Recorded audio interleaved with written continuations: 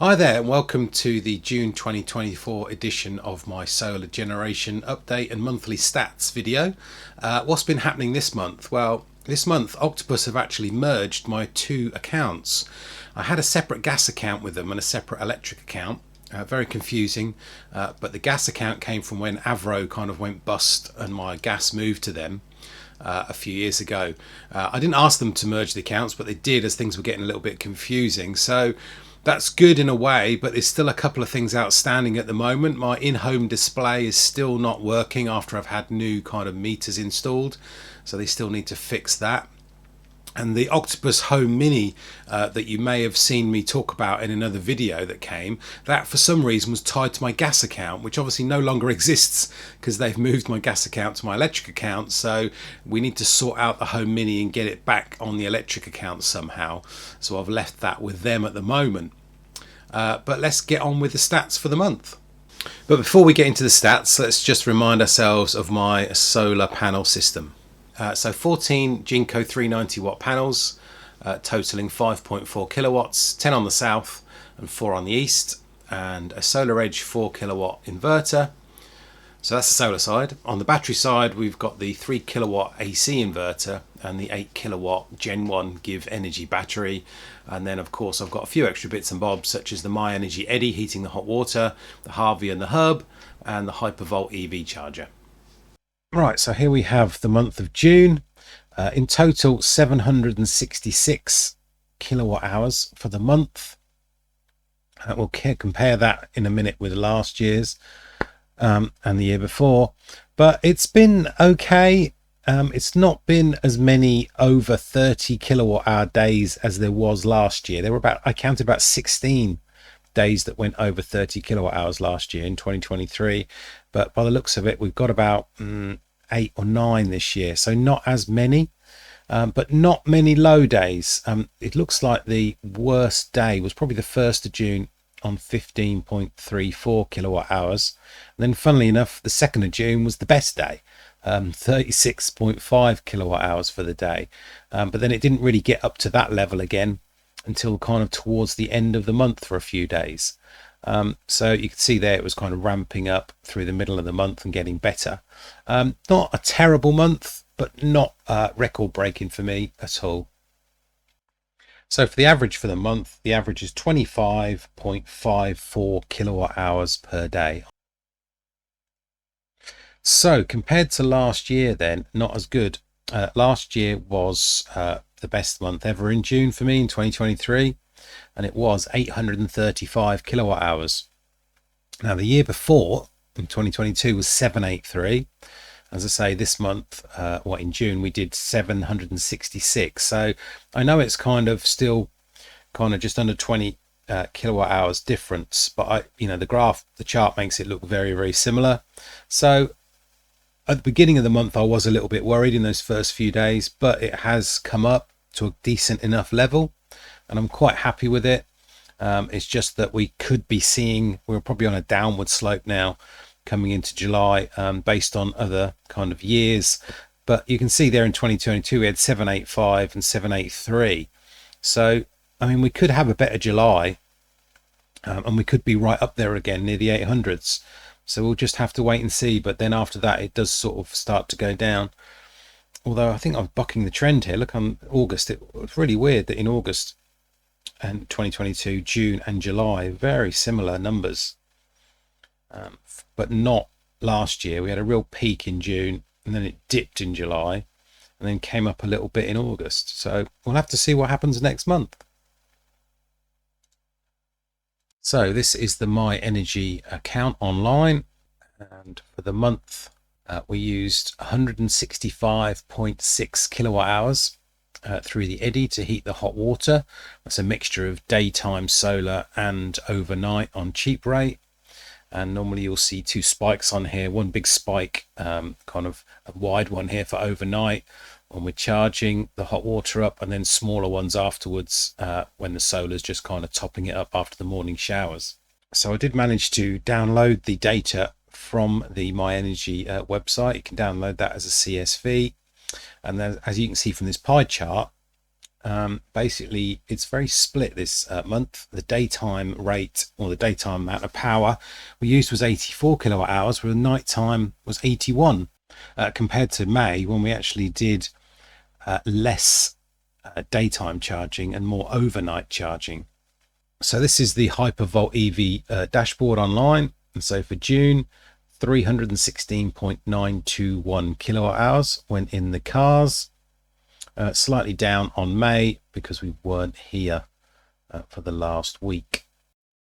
So overall for the month, we managed to get 7 kilowatt hours of free charging. The Hypervolt did 317 kilowatt hours. So in total, that's 324 kilowatt hours. The total mileage for the month for both cars was 1,401 miles. And the total cost of the electric from the Hypervolt overnight on Octopus Intelligent was £23.78. So that works out, the average cost per mile was 1.7 pence, and we were averaging for both cars for the month at 4.32 miles per kilowatt hour. Right, so the electricity that we imported for the month in June was 666.5 kilowatt hours. Slightly less than what we did in May. That could be because we weren't here, obviously, for the last week of the month because we were away. So the EVs didn't bring in as much overnight as they would have done as we'd probably been here.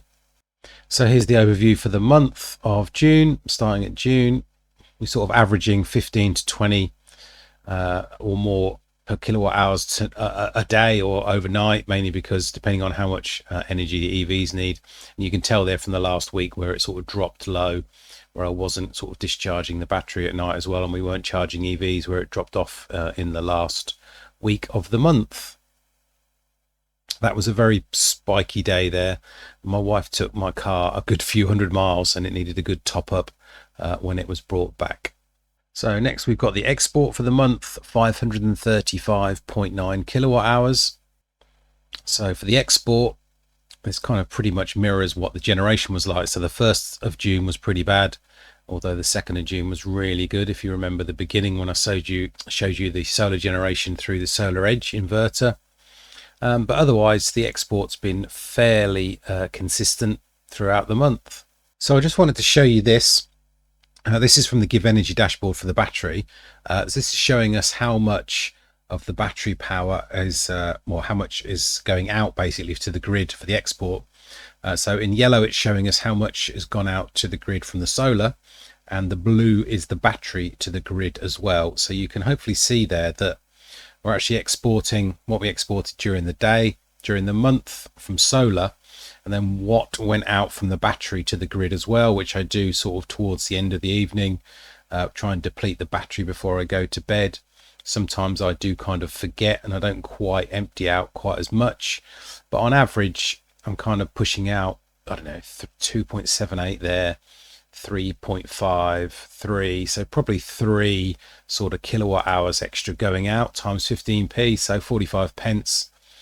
And you can see there from the end of the month, sort of the 25th, the last 6 days there where I wasn't here, so I didn't bother exporting when I was on holiday. I could have done it remotely, I suppose. I just didn't kind of trust the connection being away, if it just kind of wouldn't put me back into normal mode from sort of forced kind of discharge, really. So I kind of didn't bother, but I could have made, or we could have made a few more pounds had I have exported on those few days at the end of the month. So on to some numbers for June, and on the grid import side, we imported 662.17 kilowatt hours on cheap rate, 7.5 pence. On Octopus Intelligent, that came to £49.66. And on the peak rate, we imported 4.38 kilowatt hours at 27.94 pence, and that came to £1.22.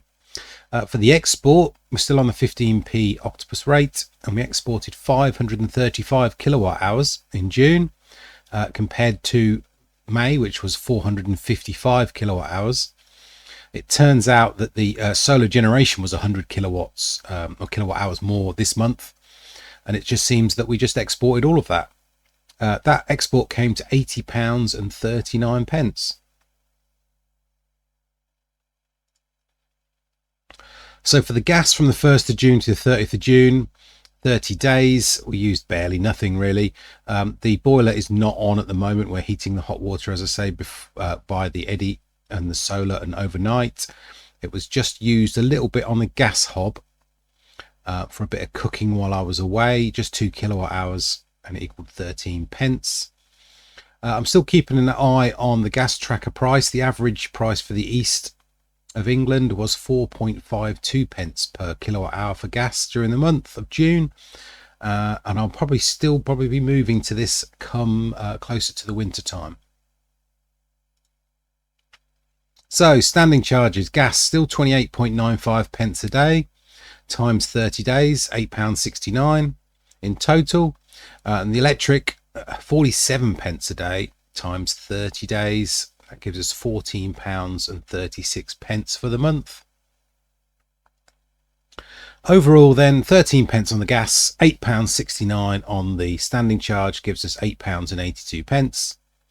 And on the electric side, we imported £50.88 plus the standing charge of £14.36, but minus the £80.39 from the export, gives us a surplus. So it gives us a profit of £15.15 on the electric.